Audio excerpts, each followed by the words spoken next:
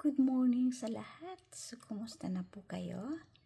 So, ako po ay nandito ngayon araw na ito para magbahagi ng isang katotohanan para sa lahat. Okay, so bakit ako araw-araw nag-share ng Word of God? So, marami ang nagtatanong sa akin kung bakit araw-araw akong nag-share ng Word of God.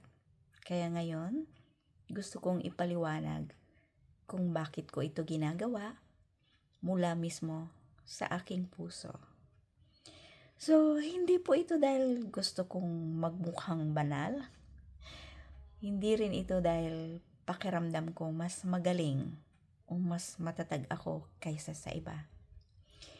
Ang totoo, ako mismo ang unang nangangailangan ng salita ng Diyos araw-araw.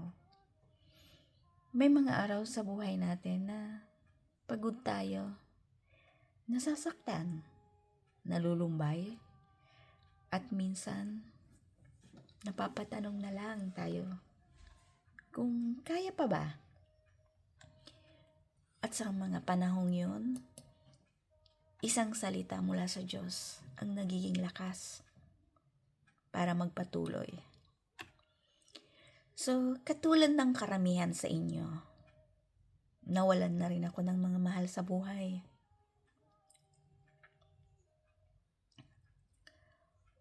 Sa panahong yun, aminin ko, sinisisi ko ang Diyos. Tinanong ko siya kung bakit niya sila kinuha sa akin. Nawalan ako ng tatay nung ako ay 9 years old pa lamang. Bata pa ako, pero ramdam ko na agad ang bigat ng pagkawala. Hindi nagtagal, sumunod ang aking nanay. Isang napakalaking bahagi ng aking buhay ang biglang nawala. At ilang taon lang ang nakalipas. Kuya ko naman ang kinuha ni Lord sa akin. Napakasakit. At sa totoo lang, darating ka talaga sa puntong magtatanong ka, may Diyos pa ba? Nag-i-exist ka ba talaga? Alam ko, hindi lang ako ang dumaan sa ganitong mga tanong. Marami sa atin ang napatanong na rin. Kung totoo nga ba ang Diyos? Ako mismo, naranasan ko yan. Pero dumating ang panahon na lahat ng aking katanungan ay unti-unting nasagot. Hindi sa salita, kundi sa karanasan. Kaya, through my experience, gusto ko lang ibahagi ang aking kwento. Baka sakaling may makarelate. Baka sakaling may mabuksan na kaisipan at puso. Kaya lahat ng nangyayari sa ating buhay ay may dahilan. Maaring hindi natin agad maintindihan, pero darating ang araw, ang tamang panahon, na mauunawaan natin kung bakit. Hindi lingid sa kaalaman ng marami ang aking pinagdaanan. Noong 1998, ako ay nawalan ng anak. Siya ay nakidnap sa Dagupan. Isipin niyo ang sakit ng isang ina na hindi alam kung nasaan ang kanyang anak. Tumagal ito ng 1 year and pinanganak siya, and then 1 year and 6 months nung siya ay nawala. At pagkatapos nun, ilang dekada ang lumipas bago namin siya muling nakasama. So, nang muli naming makita ang aking panganay, siya ay halos 26 years old na. So, imagine guys, ganun katagal. Isipin nyo ang haba ng panahon.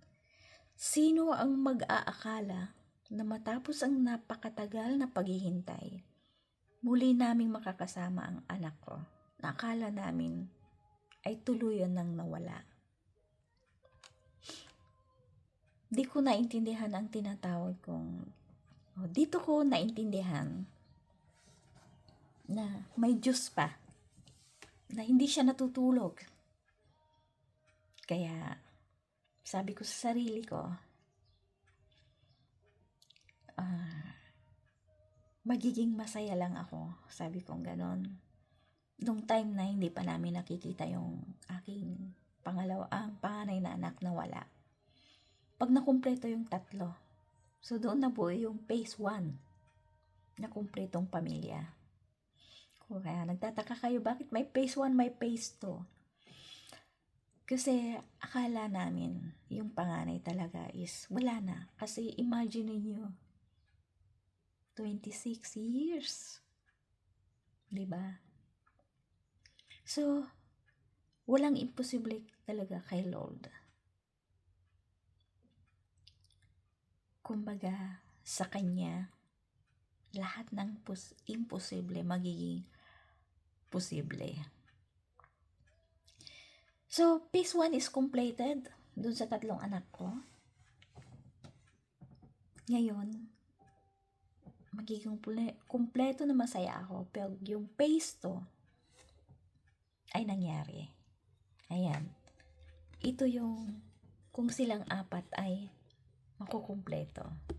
So, gaya sa inyo, yung karamihan, nangangarap na buong pamilya. So, huwag kayong mag-alala. Darating ang time, darating ang panahon na magkakaroon din ng katuparan ang inyong mga pinagdarasal. Huwag kayong mawala ng pag-asa. Kasi ako, doon ko lang nakita, God is there at the right time. Tutupadin niya ang inyong hiling. Basta manalig ka lang at huwag mawala ng pag-asa. Kaya ako, buong puso akong naniniwala na yung phase 2 ay makukumpleto. Matutupad din sa tamang panahon. Alam ko, lahat tayo ay may kanya-kanyang pinagdadaanan. May sugat, may tanong, may pagod, pero tiis lang. Darating araw na magkakaroon ng katuparan ang lahat. Hindi madali ang magtiwala, lalo na kung paulit-ulit tayong nasasaktan. Pero kapag inilagay mo ang Diyos sa iyong puso, ang lahat ng iyan ay unti-unting nagkakaroon ng saysay. Kaya ako araw-araw nag-share ng words of God dahil ang pananampalataya ay kailangang pakainin araw-araw. Hindi lang kapag masaya tayo, kundi lalo na kapag wasak tayo. So, kung ikaw man ay nasa punto ng pagdududa ngayon, gusto kong sabihin sa iyo ito, may Diyos. Nakikita niya ang sakit mo at hindi ka niya iniiwan. So, alam ko sa inyong lahat, may kanya-kanya tayo na naging naranasan. Kasi ako, nagtanong din ako sa Diyos noon, nung bata pa ako. Nung nawala ang aking ama, 9 years old ako noon.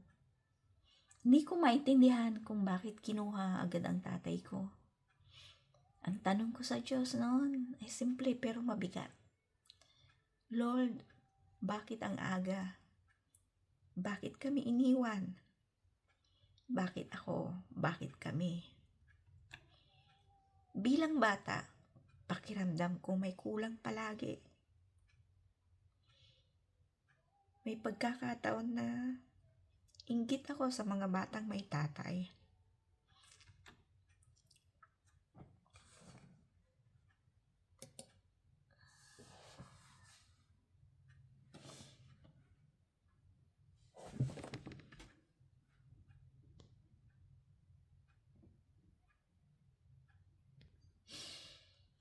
Pasensya na po. Medyo putulin na ano lang kasi alam niyo yung pakiramdam na maalala mo yung nakaraan. Diba? So, ayan. Kaya nang sabi ko, bilang bata, pakiramdam ko may kulang palagi.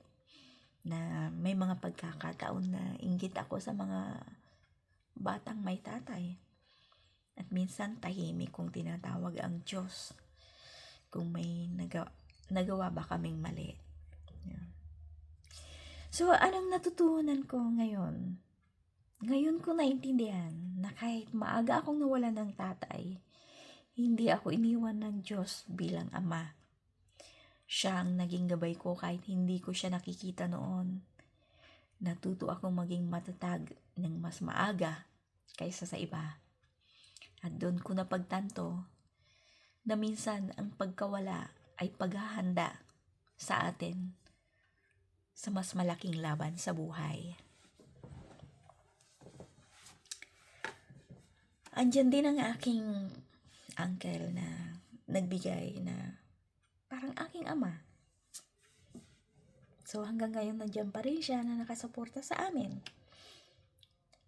Yan, si Uncle Lex. Salamat Uncle kung nakikinig ka o napapanood mo ito. Maraming salamat sa lahat ng tulong mo. At sa aking lolo na nasa langit na rin, na siya yung nabigyan ng pag-asa sa akin, na siya yung sumuporta sa aking mga pangarap na matapos sa aking pag-aaral.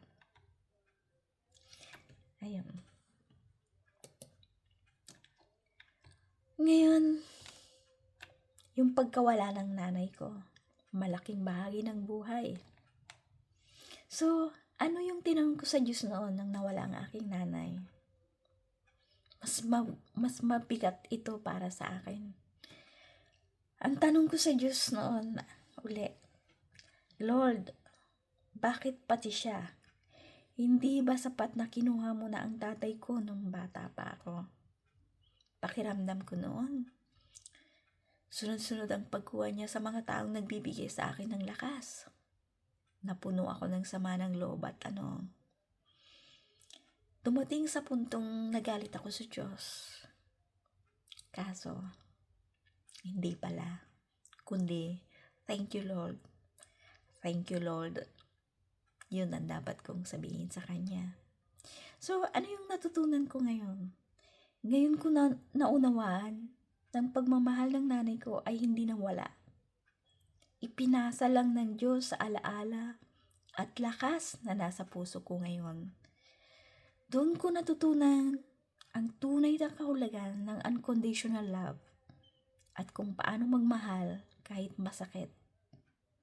Ang pagkawala niya ang nagturo sa akin na pahalagahan ang bawat sandali kasama ang mahal natin sa buhay. Kaya sa mga anak, mahalin niyo ang inyong mga magulang hanggat sila'y nabubuhay. Ako, parehas wala ng magulang, wala na ring tatay. So 5 na lang kaming magkakapatid na naiiwan. Ang panganay si Kuya Elvis. Ako yung pangalawa sa magkakapatid. Tapos nandiyan ang kapatid ko, si Eliton, tapos si Edwin, at saka si Joel. So, 4 na lalaki. So, sabi ko sa sarili ko noon, di bali buo pa kaming magkakapatid. Ngayon, dumating yung pagkakataon. This year, ang pagkawala ng aking kuya. Ano ang tinanong ko sa Diyos noon? Nang kinuha ang kuya ko, pagod na ang puso ko. Ang tanong ko noon sa Diyos, Lord, hanggang kailan? Kailan titigil ang sakit? Pakiramdam ko parang paulit-ulit na sinusubok ang aking pananampalataya. Parang bawat hakbang ko ay makapalit na luha. Napakasakit po mawalan ng minamahal. Sobra. Pero inilapit ko po yun sa Panginoon. Nagdasal ako. At nagpasalamat pa din. Ngayon ko napagtanto ng bawat sakit ay may dalaring lalim pananampalataya. Ang pagkawala ng aking kuya ang nagturo sa akin na ang buhay ay pansamantala, pero ang pagmamahal ay panghabang buhay. Natuto akong ipagdasal ang kapayapaan kaysa magtanong kung bakit. So, bakit nga ba? 'Di ba?